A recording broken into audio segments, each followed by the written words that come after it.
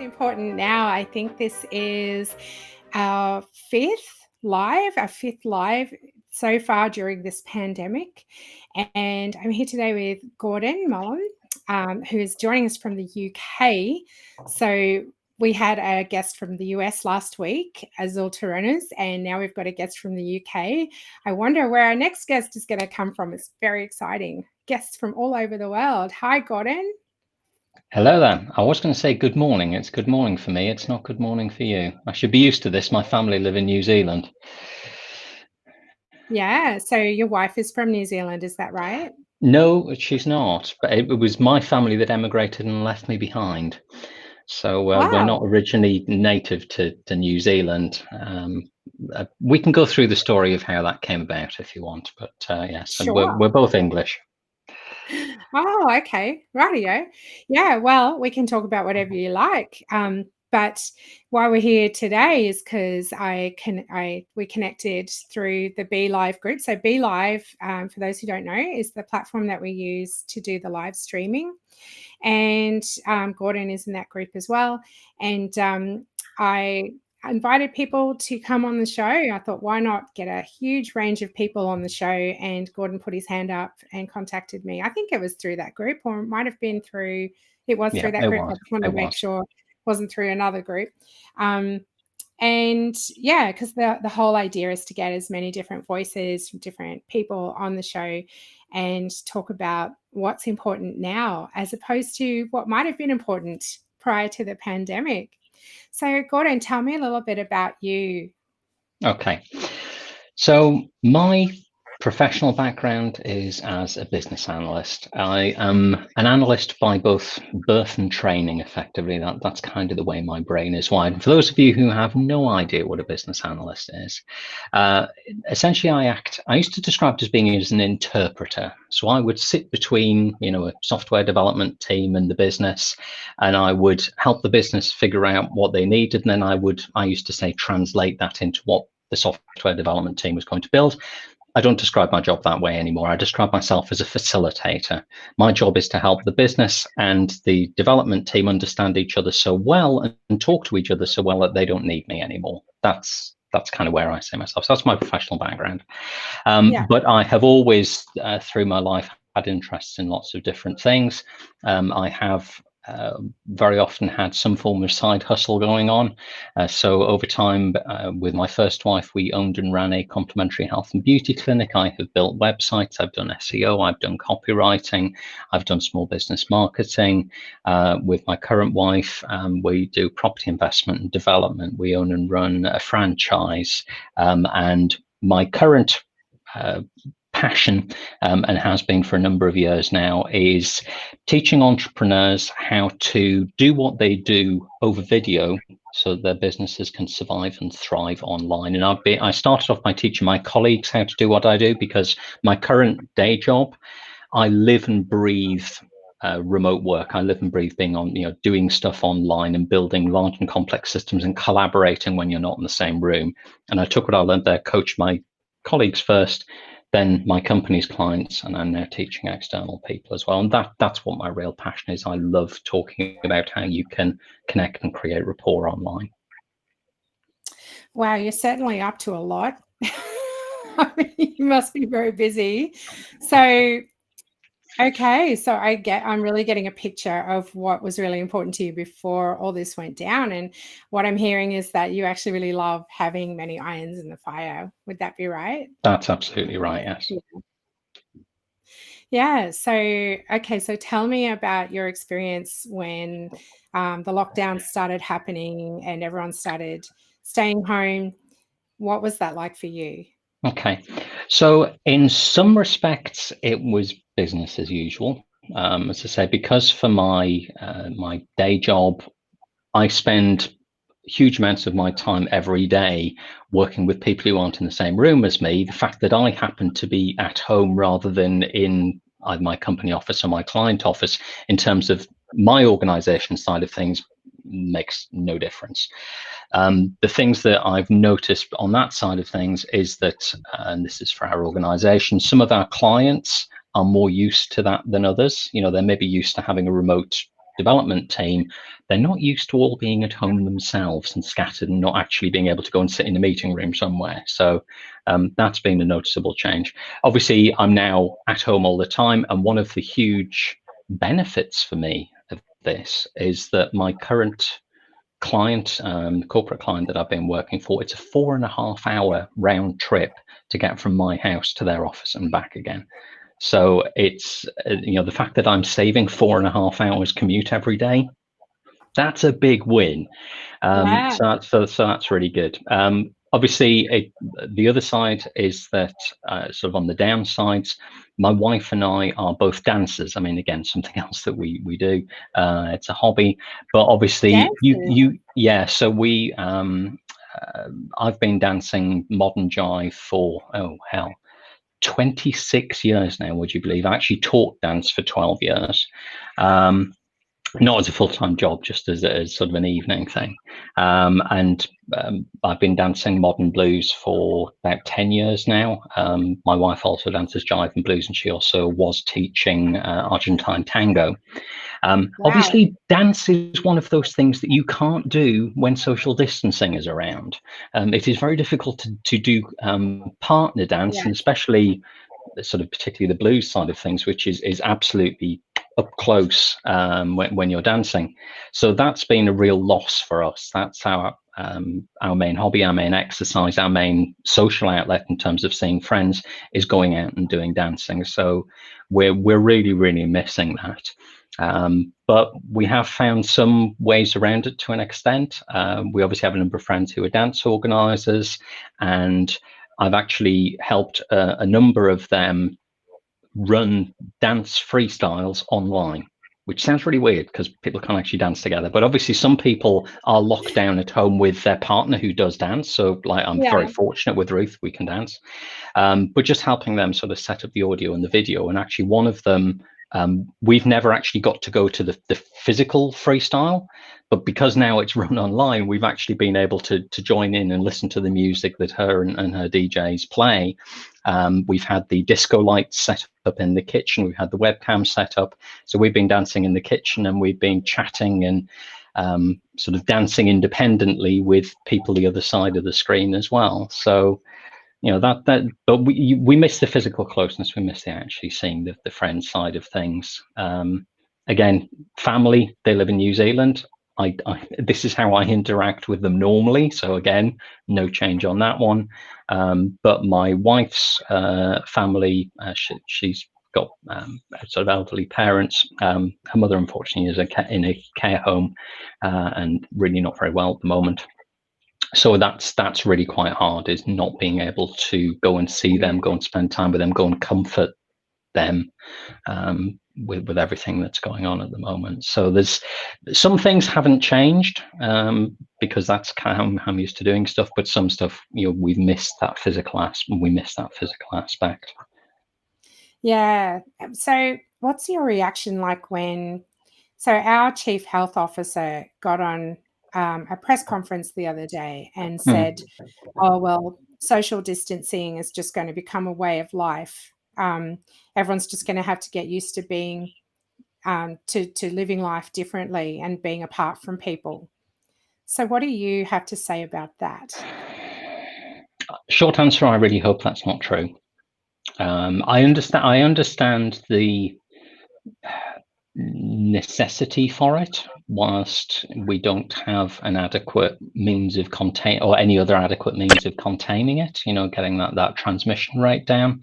But I really do hope that once we manage to create a vaccine for it, and that we actually have sufficient immunity within the community for that we can go back to actually being able to hug other people. I'd say certainly I would be it would break my heart if we were never able to go back to dancing. As I say, you can't dance up close with, go to a freestyle and dance with, dozens of different people during the course of an evening. If social distancing is in place, that just wouldn't work. Yeah.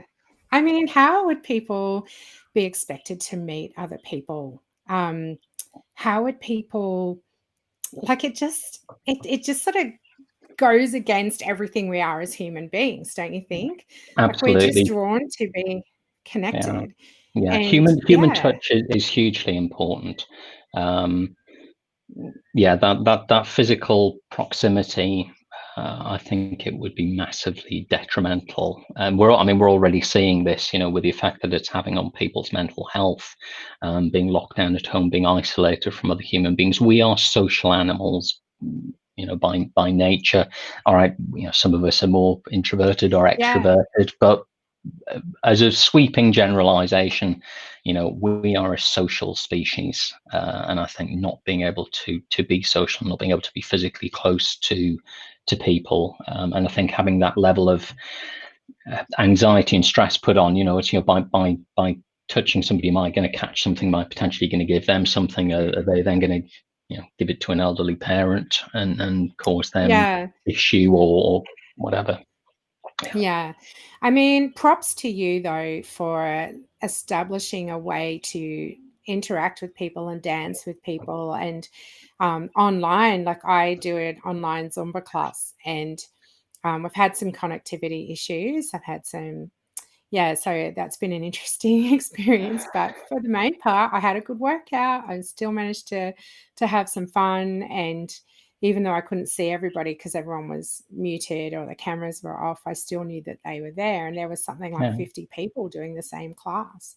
yeah. Um, I mean, yeah, I I mean, we talk about class sizes. I just saw a news article just the other day, and they already kind of had this model anyway, but it gives you an idea of the demand for it. Peloton, the sort of online cycling class. yeah, the bike They ran thing, a yeah. they ran a live streaming class. This is a single class with 23,000 participants.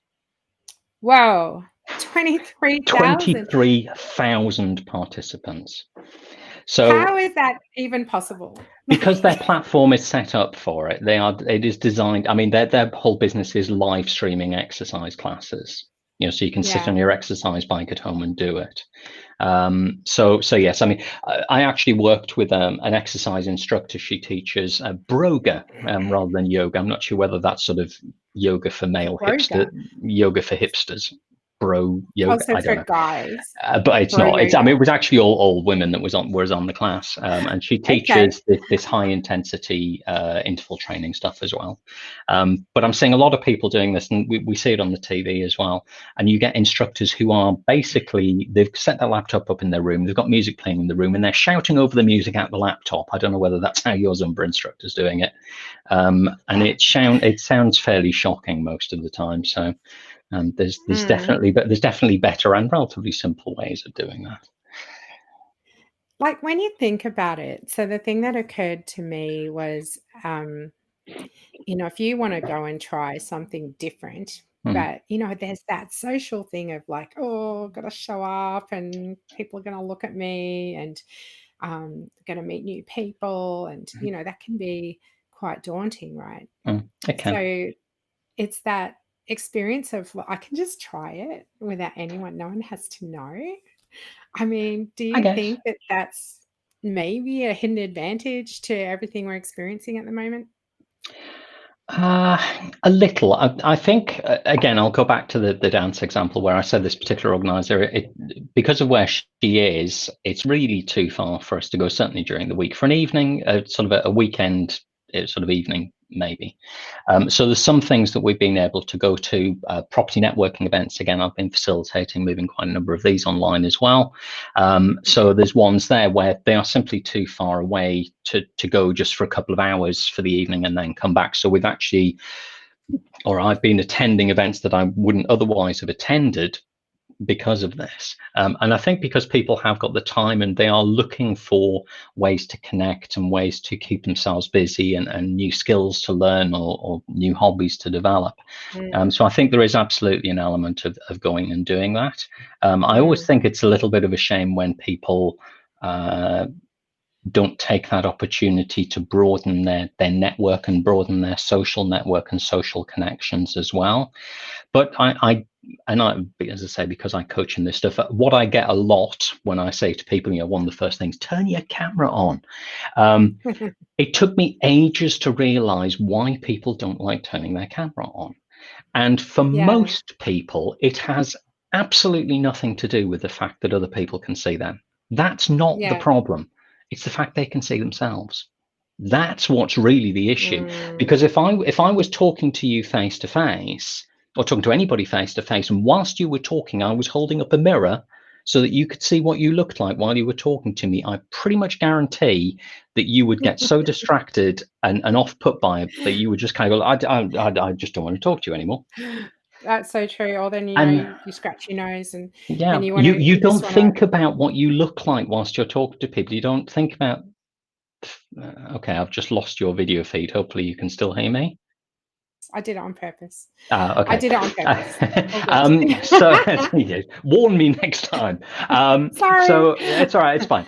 So yes, you don't think about what Blame you're doing. The fact you're kind of picking your nose or scratching your ear or whatever, or the fact you didn't brush your hair before you went out of the house in the morning. That's what people wanna see. For me, yes, absolutely. I one of the things I say very regularly is, please just turn your camera on. It's like, I much prefer talking to living, breathing human beings, not disembodied voices. We want to connect. We're a social species. So doing that. So for a lot of people, I say to them, look, whatever platform you're using, I Mm, like Zoom personally. In most of the platforms, and certainly in Zoom, there is an option to hide your self view. It doesn't turn your camera off, other people can still see you, but you can no longer mm, see yourself. For most people, that solves the problem, because very mm. quickly they kind of forget there's a camera there, and they just go back to talking to the people that they're talking to. So Yeah, that's a good tip, actually. yeah, I quite like Zoom. I thought I'd try Be Live, and I quite like Be Live as well. Um, Zoom's a lot more expensive, and I'm kind of bootstrapping at the moment, so I thought I'll go with this platform for the free trial, and they extended the free trial another 6 days, so that was pretty awesome. cool. Hey, we've got someone watching the show. Here we Yay. have. Hey, Hello, Monique. Monique. Monique is one of my mates, and you always got to rope in your mates to watch shows. No, I'm just kidding, Yeah. Monique. Monique says, "So true." I better put my glasses on so I can actually read. They're, Oh, they're you're the same as filming up. me. Oh dear. I can actually It's read a bit of a without them at reflection. that distance, but Yeah. yes. Tell you Yes. what, we'll both do the same. So she says, "So true. I've changed my business over to 100% telehealth services at the moment, and looking at yourself the whole time is really confronting." Yeah. Yeah. So Yeah. hide Monique's hide a hide sweet your thing. camera. Hide your Yeah. self view. It works. Mm, Trust me. there you go. Yeah. Monique's a speech pathologist. So Oh she's, wow. yeah, so working with children mostly, I think. And I know she's worked with one of my kids as well. Oh, there you go. Got the glasses. Your glasses don't reflect like mine do. Mine just, I You feel like see, I this is one of yeah. my other tips, that if you're going to do a lot of stuff online and you wear glasses, get yourself glasses with anti-reflective coating. Yes, I need some new glasses then because my glasses Or wear definitely, and they're contacts. always totally grubby too. Like Yeah. they're never totally clean. They just get thrown around and I'm just yeah. thinking about what Monique was, well, actually, well, not what Monique wrote, but what you just said about what she does, which is that she's a speech pathologist. Mm, And obviously, one of the issues we're getting a lot, and you'll have experienced this, everybody will have experienced this when you're talking to somebody, especially if they're using just the laptop microphone, the laptop audio. If you're a speech mm, pathologist and you're listening, and Monique, perhaps you can drop a reply in the comments. If you are listening for elements of that speech, then I would imagine that's really quite difficult, or more difficult at least, when you're mm, not in the room, because you don't have the same quality of audio that you're getting across. And again, it's something I talk about. Having good quality audio is really important. I know you and I were having a few struggles with the platform this morning, but it's part of the reason why I use headsets like these that have noise cancelling microphones, that have boom microphones. That's my normal one. It's just this is a bit more discreet. Is just to allow the other person to be able to hear you clearly, because we pick up mm. so much of so many cues from somebody's voice, Yeah. and particularly, what I class as kind of the subvocal stuff. So not not when Mm, somebody's talking to you, but when they're just listening and they're kind of going, yeah. And if somebody's on mute, you lose all of that. So having something that allows your voice to be heard clearly, for you to keep your microphone open the whole time, and then if somebody, as I've had, my stepdaughter is currently at home from university, walks into the kitchen and starts running the tap and clattering about making lunch, the person that you're talking to can't hear it. They can just hear you, and they don't get distracted by the noise that's going on around you. Or I think you have birds in the background where you are. Yeah, probably. I mean, Right. I will edit this all out when I do it for Yeah. the podcast, and hopefully it'll all work, because I noticed that you weren't coming through my headphones, and the sound is just like, I think you hit the nail on the head, because we're all doing stuff online, so good quality sound is so Sound is important. vital. People will It is tolerate what's important now. they'll tolerate slightly iffy video, or kind of, low resolution video, if the audio is Mm, clear. You can yeah, have absolutely 4K video, but if the audio is crap, yeah. people really struggle with it. Yeah, so that's been a bit of a challenge. And the way they described it on a show we watched the other day, a training show on audio for this platform, was that it's all kind of going through a bottleneck, Mm, and that's why the sound can occur as a bit tinny when you go to edit it. And I was quite yeah. surprised at that at first. I just went, "Oh, that's disappointing." It took me all day to edit a podcast the other day, because I Yeah. was having to learn how to use Adobe Audition at the same time. It's a new platform Mm, for me. yeah. I'm used to using, I used Audacity, but then I updated my laptop, my Mac, and when I updated my Mac, Audacity didn't work anymore. So Oh, bummer. I had to learn a whole new program. So I'm in the midst of doing that at the moment, which is super fun. Monique says she heard her name. She missed what you Missed what we said. said. Okay. So Turn the camera. yeah. So real short, turn your self view off. So leave your camera on, but whatever platform you're using, Zoom allows this. Some of the others do as well. Just hide it so that you can't see yourself. That will really help. And on the audio side of things, we were just talking about the fact that it must be quite difficult as a speech pathologist if you have got poor audio coming through from the other side, which is how we got into this bit of conversation we're in at the minute. Yeah, well, and thinking too about what Monique does. So she works with kids with disabilities. She works with kids with sometimes with hearing problems, sometimes with sensory issues, Mm, and so when you consider that, sound is incredibly important. Like yeah. them being able to hear you, you being able to hear them, being able to enunciate correctly, all of that would be super important. Monique, I think But I'm going to have also, to if get you on the show.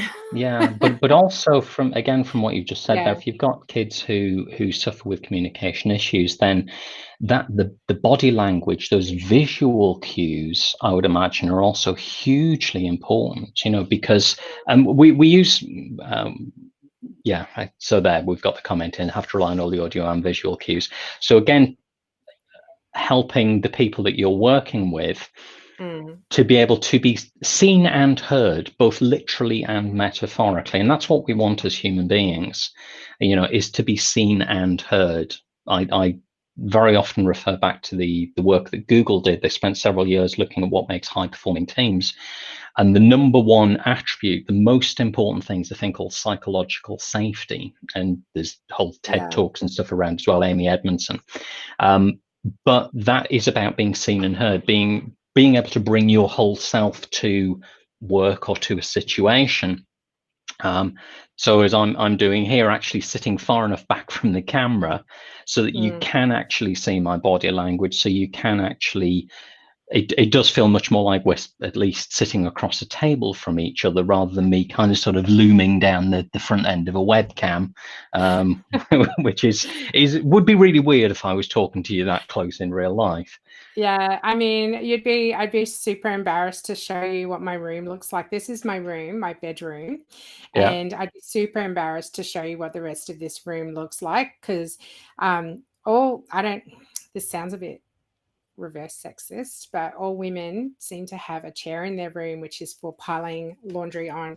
Maybe some men do too. I don't know. I don't want to be sexist at all, Oh, but this men is do it too. my Men do it chair, too.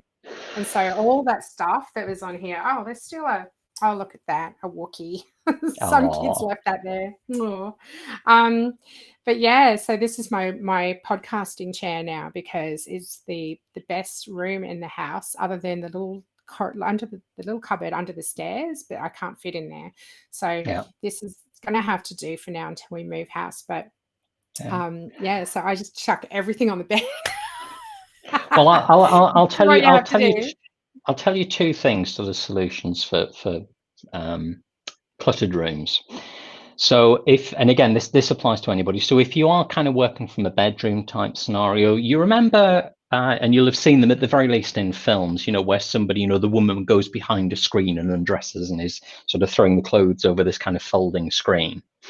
Mm, One is to get one of those because they generally they collapse and they'll go flat against a wall when you're not using them, but you can just pull them out and set them up behind you. So that's a very quick physical way of blocking out sort of a cluttered mm, background. It's then not necessarily obvious where you are. And if you need to move around, the house, then if you take that with you, then people don't realize you're in a different room. So that's yeah. one thing. The other thing is using the virtual backgrounds.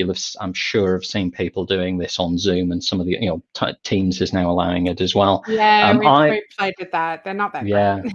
Well, I don't know. You see, for a lot of people, they're not because they don't understand how it works and therefore how to fix it. I actually did a YouTube video on it just a few days ago. Oh, Um, the issue that people are getting with this, and just a bit of free advice for your viewers, it is using software to pick you out from the background. Now, it's astonishing it actually works at all, to be perfectly honest. But first of mm, all, you need a good level of lighting. If you are trying to run a virtual background, you're sitting in your lounge, you've got one room light on, and you're slumped in a sofa or a chair, it's not going to work very well. You're probably going to be part of the background. So mm. you need a good level of light on you. You don't want too much light on what's behind you. You ideally Yeah, need physical separation from what's behind you. So the background I've got here, and I was actually sitting here for filming part of the video, it actually works okay. But if people start doing this, you've got hands popping in and out of view, or you can see the background between them and everything else. That's because the software is really struggling to find the edges. So it sort of can find that, but it can't find the bits between your fingers, or it can't yeah. find it Ah, can't distinguish between your headset and the edge of your head, so you can see the background between your headbands. Yeah. mm, So good light, good contrast to your background, and physical separation from your background, and not too cluttered. Do all of those things and it works reasonably well. What actually really, really makes it work brilliantly is one of these. If I just turn that down. yeah. Oh, I'm jealous you So got one of those. yeah, now as you can see, that is not against a wall. That is not a real bright green. It's in front of glass doors. It's got light bleeding through. It's got the room light bleeding through. But Mm, simply, and that wasn't expensive. That was £10 sterling off Amazon. I've got a piece of wood from a local DIY store and a couple of sticky hooks on the wall to hold it. That's it. yeah. Right. Wow. And there's loads of green screen kits that you can get off Amazon. I mean, I know anything to do with remote work and webcams and headsets and stuff, availability's gone and price is gone like that. But if you can get one of those, certainly in Zoom, there's a little I have a green screen option. And because now the software has a much easier job because it can go, green is the background, everything else is you. It works really, really well. I've been using this for quite a long time now. And actually, when you get it set up properly, I've even had people go to, oh, where are you? They've actually mistaken my I background for love being a it. real I love it. background. And this is just using native Zoom. I'm not using any post-processing, no fancy effects, literally just a 10 quid sheet of green cloth and Zoom Yeah. and a little bit of Wow. know-how, and it works brilliantly. Wow, that is awesome. Thank you so much for the tip. I think Monique is just soaking it all up. She's written a few comments here. Yeah, she says she uses virtual backgrounds in all her Zoom therapy sessions Yeah, and use it as part of the therapy, not just to hide the background. So yeah, that's interesting. perfect. Um, and she has a green cupboard stuck on the wall behind her, and her virtual background settings have that color set to put the virtual background on and display the therapy resources for her to interact with. So Yeah. that's really innovative. Well done, It it Monique. it is. So So I'm tricky. assuming Monique's saying that she's got a virtual background in Zoom that's got the therapy resources on it. Um, if again, just a little bit of free advice for your viewers. Another piece of software, and again, this is free. You can go and download. It's a thing called Open Broadcast Studio, OBS. So if you've ever seen Yeah. any of the gamers, the streamers, that's very often the software that they're using for doing it. So they Mm. use that green screen effect to cut themselves out, and then have the game play Oh, in the yeah, background. I've heard of that actually. You you can set that software up with a couple of free additional bits of software so that you can route the output of that, the camera and the audio output from OBS in as microphone and camera inputs into Zoom. And then you can do all of the stuff that streamers do, including sort of fading between scenes and sitting in front of a live PowerPoint and actually going through the PowerPoint with you in front of it, but Yeah. actually stream that directly through Zoom. And I've done that as Oh, there well. you go. Wow. Gosh, that's awesome. I was thinking we were going to have this big philosophical conversation, but it's been super practical and Trying some to help. We awesome can tips. get back to the philosophical stuff. So Oh, look, it's all good. I think it's really cool because at the moment, I mean, what I'm hearing is what's important is getting our kit right and making sure we've got the right equipment, making sure yeah, we've got the right setup. I've been putting a bit of time into just researching and learning all that stuff, including how to edit podcasts, which I knew how to do, but now I had to relearn. But yeah. it's incredible because I also have another podcast which about to launch, which is for my actual day job. I get to do podcasting for my day job as well, which is Oh, pretty awesome. I know cool. it's great. I love it. So Um, what's your day job then in that what case? is my day job? Yeah, I'm a copywriter and community manager at a company called GHD. Hello, Team Aqualab. And that's my team. I'm working as part of a small innovation team at GHD, which is a massive company, about 11,000 employees and globally. And I'm working in a very small team of 4 people, working in the water industry with CEOs and innovation professionals from utilities around the world. So really, it's very different to what I thought I would be doing at the moment. Yeah, But I'm loving it. It's so great because my role is so new and I get to kind of create it as I go. uh, So that's a great yeah, and opportunity. it is. It's awesome, and the team is brilliant. I really love it. Anyway, I could go on about that all day, but when I suggested, hey, we could do a podcast, they were like, sure, go and do it. I was like, Awesome, awesome. yes. Um, and you know how it is. It's actually really fun having these conversations and then going back and listening to them, and you learn a lot. Oh, hang on, my phone's ringing. Oh, hang on, just a sec. I forgot to turn my phone on off to that's the other thing you got to do. You got to put everything, all your notifications off. You got to put your phone on silent, Yeah. which I forgot to do. So there you Yeah, go. but it's all about being real and being human. I think one of the great positives again out of this is that when you're seeing people being interviewed live on the national news, or you're having a video call with your CEO or something like that, and suddenly the dog jumps on them, or the kid jumps on them, or whatever. Yeah, And I think that's people what happened. are becoming much more tolerant and much more accepting of the fact that we're all human beings. We all have lives. We all have stuff outside work that is very much a part of our identity, that perhaps we haven't shared with others. And again, it goes back to that psychological safety aspect. Seeing each other as whole human beings, with lives and interests and stuff that we care about. And I know Mm, some people really like a very strong separation between work and personal life. They don't mind taking the work home, but they don't want to bring the home to work. And at the moment, they have no choice. But I think on balance, in most situations, it's actually positive because it helps you see that person as an individual and be much more tolerant of just humanity generally, rather yeah. than seeing them as just a name on a screen or a role. You see them as a Yeah. person. Yeah, and that's the thing, like, it's progress, not perfection, hey? So, I have been resisting doing a live stream for the longest time, and I started one ages ago, and I stopped it because I just got I don't know, something got in the way for me just in Mm, my head, and then, and then I worked through that, but then I was just like that courage to just jump in and do it. And then when the pandemic hit, I said to my co-founder for Whitya, I just said, "Oh, I'd really love to do a show where we look at what's important now as opposed to what was maybe important to people beforehand, and yeah, look at what they want to take with them in the future." And he just went, "Yeah, go for it." And I was like, "Okay." Steeled myself for a couple of weeks and then finally jumped in and did it. And I'm just enjoying the process. Like, it's not yeah, perfect. It's not perfect at all. And it doesn't seem to matter. We've had a really great response to the show, and we've got plans for another show as well.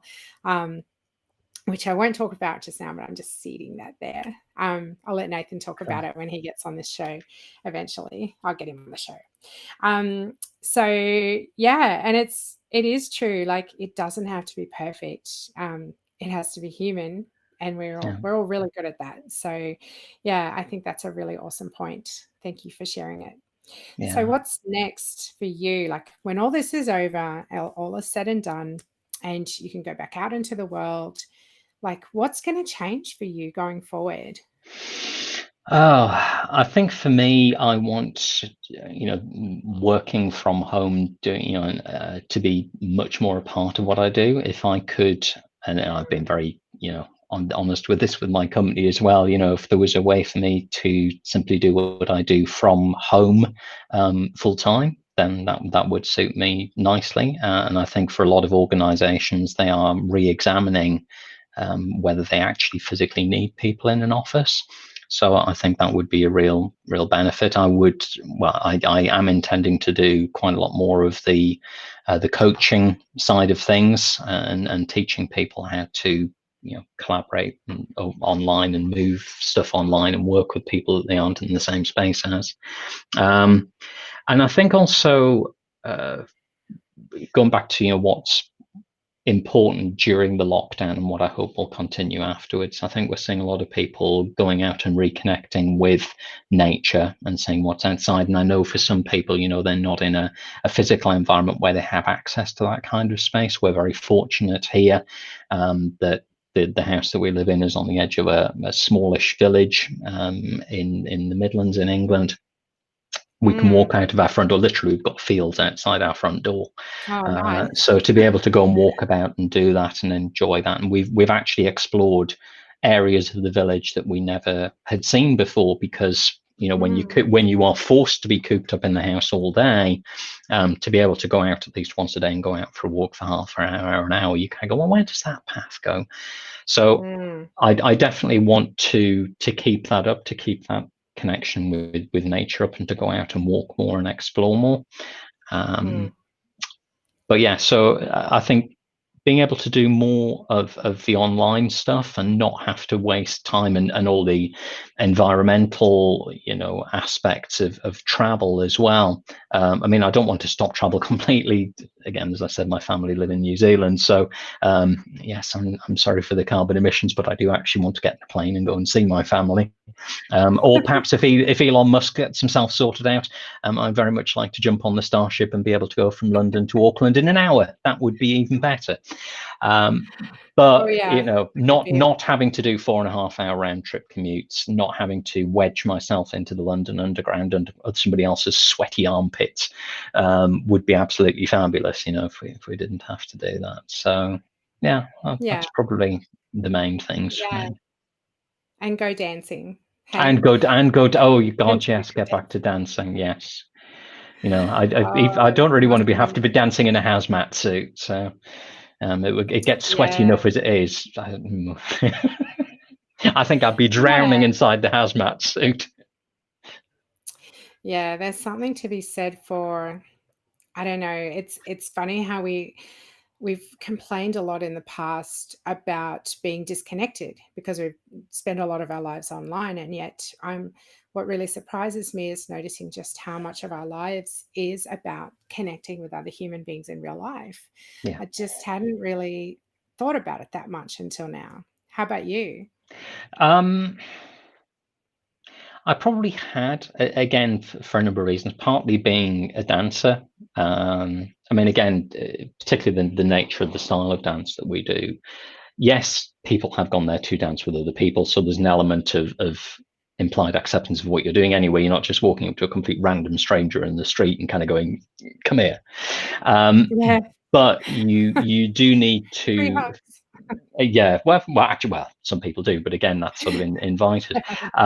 But if you're going to spend 3 or 4 minutes dancing with somebody and you're going to be, very much in their personal space, sort of a very close connection with them, and that may be somebody you have literally never met, the ability to generate that trust and rapport without words is really quite an important skill. So I understand the connection aspect from there. I say, having been a dance teacher and doing what I do in terms of coaching other people about building trust and rapport, I understand how important it is to build those connections quickly.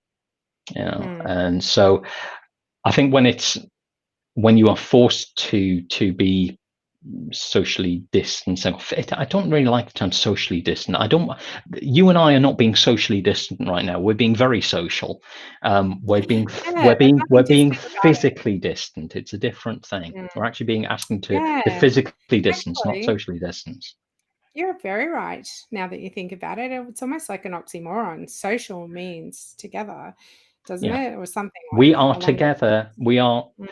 alone together or together online or however you want to put it, but ideally we are not socially distant from each other. We're actually in some cases being more social. I mean, the number of people I've spoken to and the number of people that we're here saying I'm actually speaking to friends and family more regularly now than I Mm. did when I had the option of physically going to see them. Yeah, yeah, And that again, is it's so it's it's this translation to online. That's one of the things I talk about. The things that we just allow to happen accidentally, the conversations we allow to happen accidentally when we can be physically present with that person. So take an office environment, the stereotypical water cooler conversations, or the arriving at the office together, or chatting to them in the lift on the way up, or whatever. Those conversations happen by accident. When you are working remotely or you're collaborating remotely with somebody, you have to make all of that stuff very, very deliberate. You have to allocate time and space and remember to have those conversations, to yeah, the whole get to know you. So, I mean, again, just a little free technique. I know from other interactions with you that the name I'm seeing on screen is not the name that your friends call you.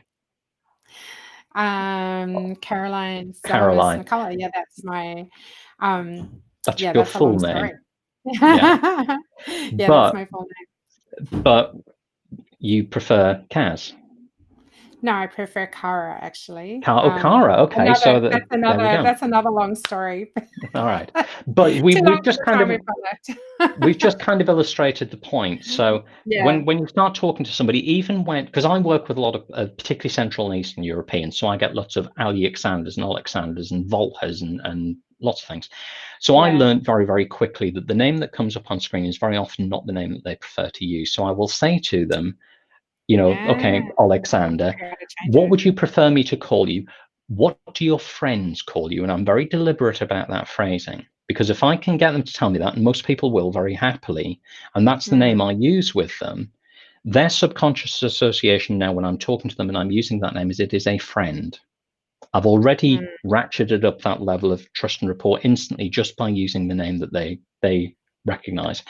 Because Ah, clever. for a lot of people, and I don't know whether this one is true for you, maybe true for some of your viewers, certainly, the only person that calls them by their full birth name is their mother when they're annoyed with them. And Kind my of go, doctor. Caroline? Oh, So if you're using somebody's full name and that's not the name they use day to day, and that's the association they have, every time you say their name, there's a subconscious part of their brain is going, what am I in trouble for? Yeah, wow. I That never thought about interferes that. that interferes with rapport hugely. Yeah, wow. So, but going back to the point about making those conversations deliberate, and you'll see, companies, having happy hours, whether you like the concept or not, or sort of setting time aside for coffee, or just simply allowing a few minutes at the start of a meeting for people just to have that little bit of a chit chat, the check-in. How are you? How was your weekend? What did you do? How did you get on with that? Noticed your kid was coughing yesterday. Are they okay? It's Yeah. all of those little things that happen by accident when we are physically present with each other that need to become deliberate online. Yeah, yeah. I think that's you've hit the nail on the head. It's deliberate. You've got to make an effort online, whereas in natural life, it's those water cooler moments just happen, Yeah, and we take them for granted, yeah, and we don't realize how important they are until they're gone. yeah, And all of a sudden, we're like, "Oh, I've got to make an effort," yeah. and it really is an effort. Like we had happy hour for work, and we're playing games on, I think it's Kaboom or some website where Mm, you can play like trivia games and stuff. And we're all sitting there with our glasses of wine on Zoom or on Teams or whatever we were using and playing this game and cahoots. That's it. That was a lot of fun, by the way. yeah, But it's not quite the same. Like it was fun, but it's not quite the same as, maybe having that experience of sitting around a board game or, yeah. sitting in a pub having a few beers and throwing peanuts. And I don't know. Do people do that these days? I don't know. I don't really go to pubs that much, so I'm not. I don't really know. Um, but yeah, it's going to be interesting to see what stays after this is Mm, over. I know that our workplace is already talking about, maybe things might look a bit different because now they've tested the waters. They've had to test the waters of everyone working remotely. Well, maybe people can work remotely more often. Maybe I don't know. Like yeah. And it's interesting. I it's think a lot more than depends just doing it more often. And again, this I hope is a positive thing that comes out of this, because for some people, working from home or flexible working arrangements are not a matter of preference; they are a matter of necessity. So on if that. you are caring for, an elderly or disabled family member, or maybe you just need to look after the dogs and take them out for a walk, or maybe you have health issues yourself, maybe sort of standing on the tube for half an hour, it does your legs in, and it's uncomfortable. So having that flexible working there as well, but it then means actually when you remove location as a requirement, suddenly you have access to potentially a global talent pool. We hear one of the other roles that I have in my day job is I'm our UK coordinator for corporate and social responsibility. So that's all the volunteering, diversity and inclusion and all of that side of things. And we know there's huge amounts of research showing that the more diverse your organization is in terms of race and gender and sexuality and all of that sort of thing, the better the bottom line of your company. There are genuine, provable Yeah, yeah, financial benefits to having a more diverse workforce. So suddenly, when you remove location as a requirement, if you've got somebody who is perhaps, I'm picking some simple stereotypes here, but perhaps somebody using a wheelchair, yeah, that can't physically travel to your office, but they're brilliant at what they do. Suddenly, if location is no longer a requirement, you can employ them. If you have somebody who has care requirements, you can employ them. If you have somebody from a different culture who has the experience that you need, you can employ them, and you don't need to pay relocation, and they don't need to do long commutes. Suddenly you have access to a much more diverse workforce when location is no longer a factor. yeah, yeah. Yeah, well, it'll be really, really fascinating to see, what shifts for big corporations like the one I work for, and to see what comes out of all of this. It's definitely going to be different. I Yeah, know that. yeah. Um, Thank you so much for being on the show today, Gordon. I'm going to have a listen back and just see if the sound at the beginning was going to does work for the podcast. But I know once I figured it out, I was sort of sitting there going, "There's got to be something I can do about this," and I did figure it out in the end. So that's good. It's all a Good. learning experience. But regardless, yeah, I'll make sure I edit it. So if some of the beginning bits missing, I apologize for that. That's all But right. yeah, but I think it's been an awesome discussion actually, and I'm just checking to see if Monique had posted anything else. Yeah, she has. Um, Oh, she has. Oh, she's home. Yeah, we're all homeschooling our own kids, although mine are kind of homeschooling themselves at the moment. Um, running a business, yeah, homeschooling, running a business at the same time, especially got little kids, that is Mm. challenging. Headset But with a yeah, noise cancelling mic, hugely powerful. Because then, if the kids start yes, screaming in the next room, your clients can't hear you. It really helps. yeah, it would. Um, yeah, so now she's not actually bound locally, which is interesting. Yeah, So she can actually work with people anywhere. So that's another aspect to this. It's like, yeah. I know for Go resident global, classes, they Monique. have Go people tuning global. in. Yeah. You don't even have to cross a state line, cross country lines, cross oceans.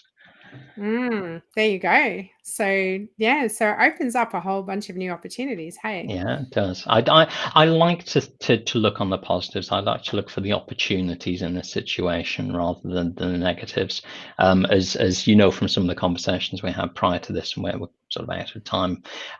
But we had or have a huge number of stresses going on in our life, but sort of personally, financially, sort of business stresses and things at the moment, and the lockdown has simply added to that. Property development projects that were nearly complete that have stalled Yeah, because the builders have yeah. gone into lockdown. Our house we're trying to sell that we can't sell. That property development we can't sell. So, say my wife's parents, particularly her mother, very poor health, can't go and see her. So there's, and I've got a transgender son, so that's difficult as well. Lots of stuff. Mm, But just trying to find the positive stuff in that. But I think also for people not forcing that, because there is sometimes we feel a bit pressured to just kind of put a happy face on and sort of just only think positive thoughts, and that's not the way the yeah. human brain works. That's not You real life. it's not real life. So you No. have to, if stuff comes up for you, and I went through a very difficult time 10 years ago. I lost my marriage, I lost my home, I lost my job. I was staring into the abyss and onto antidepressants and called Samaritans a number of times. And I learned some techniques back then. Now we would just talk about it probably as mindfulness. It's actually something called the Sedona method. But the Yeah, I've techniques heard of that I, that. yeah, it's fabulous. I really like it. And I still use those techniques now, and I use them to help us cope with what's going on. So a large part of that centers around the fact that emotions are not inherently positive or negative. They are simply energy. The issue Mm. comes when you try and either hold on to them or push them away and lock them down. Oh, wow. That's a whole, like, huge conversation, actually. I'd be very happy to have a Yeah. conversation about that, because it's yeah, it's hugely powerful. Yeah, But if you actually, create that pressure cooker situation, trying to suppress the negative, or actually even trying to sort of tightly hang on to what we perceive to be positive, either of those things cause problems. mm, So simply allowing yourself to experience them and allow it just to flow through and the waves to rise and fall from an yeah. emotional That's perspective. hard to do. Like, Yeah. I know that I find that very hard. I make myself very wrong when I have different emotional responses to things. Or Mm. like even today, I was feeling quite relaxed, and then I felt a bit of anxiety coming up, and I was like, oh, what's that about? Like, why am I feeling anxious? Everything's okay. Like Mm. I still have my You arms and don't you legs don't need and to feet. rationalize it. You don't need to understand it to let it go. Yeah, And this is yeah. again, this is a whole long conversation. I'd be very happy to have a chat about it. But I think we're gonna what? have to. Let's do Just that. kidding. Let's do that, Yes, because we I will think that would be really reschedule. helpful for Yeah. people in the current situation as well. Just understanding a little bit about that. I'm not a professional Sedona method instructor or anything, but I've used these techniques myself. I've used them and actually used them literally just a few nights ago with my youngest one that's transgender, because he was really very distressed, sort of in the early hours of the Mm, morning, and using those techniques just to settle him back down, trying to have a rational conversation, whether it's a mid-teen as he is, or whether it's a younger child, trying to rationalize and go, oh no, it's okay, that's not going to happen, whatever. They've got themselves so wound up that yeah, they're yeah, not listening to rational stuff. And when you can yeah, use yeah. this just to settle it all down very quickly, and they just kind of go, and then go back to sleep, or you go on with doing what you're doing. It's Yeah, I would hugely powerful. definitely like to hear more about that. And so let's definitely schedule another time to have a chat about that because it's very interesting. And I think a lot of people would get a lot out of that as well. So, Yeah. yeah, but for now, we're going to have to call it a day. Okay. Um, it's been really super fun, It's actually, been a having pleasure, this Ken. conversation today and having Monique for company as well, firing off comments at us. That's awesome. Yeah. I'm really excited about that. And yeah, and I wish you a wonderful day. And I want to acknowledge you for coming on the show and you didn't even know who I was from a bar of soap. So I really appreciate you. My And pleasure. yeah, and I just want to acknowledge you for all the things that you're up to in life and how adaptable you've been through this crisis. Like it sounds like you've got a lot on your plate, and hats off to you for everything that you're doing with your family, and for even just exploring your village, like you said. I mean, how many of us would do that? So I think that's really awesome. And hopefully, you've inspired a lot of people today. I think you have. You've definitely inspired me. I want to go and take a new route on my walk tonight for sure. Good. Um, yeah, so we'll wrap up. But thanks so much. And I will talk to you again very, very soon. All right. Lovely. You take care. Bye bye. You too. Bye.